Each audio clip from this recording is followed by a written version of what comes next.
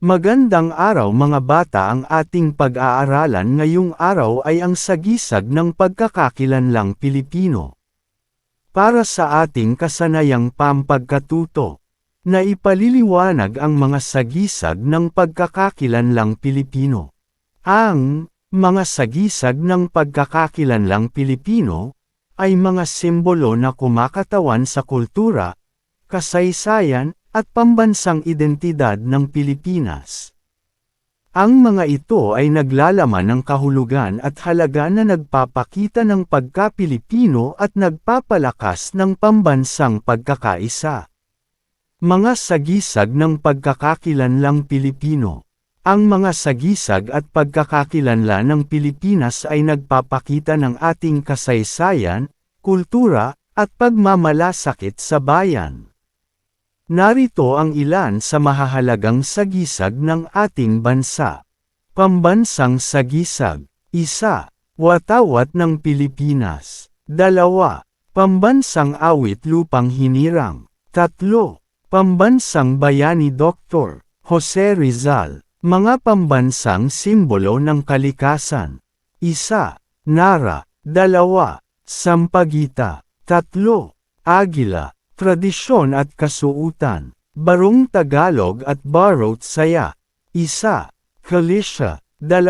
Jeepney. 3. Bahay Kubo. Pagkakakilanlang Pilipino. 1. Bayanihan. 2. Pagmamano. 3. Harana. 4.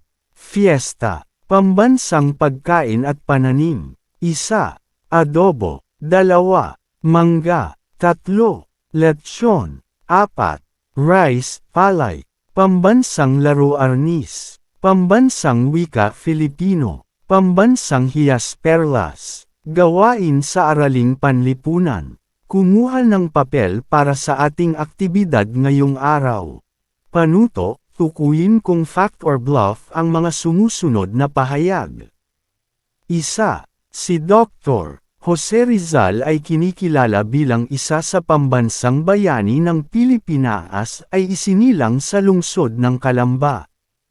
2. Tagalog ang pambansang wika ng Pilipinas. 3. Barong Tagalog at Barot Saya ang pambansang kasuotan ng Pilipinas. 4. Agila ang kinikilalang pambansang ibon sa ating bansa. 5. Maliit, maputi, at mabango ang gumamela na sumasalamin sa kagandahang loob ng mga Pilipino. 6. Ang pambansang awit ng Pilipinas ay Bayang Magiliw. 7. Kilala sa pagiging matinik at madalas ay kulay pilak ang tilapia na kinikilala bilang pambansang isda. 8. Ang lungsod ng Maynila ang kabisera ng Pilipinas. 9.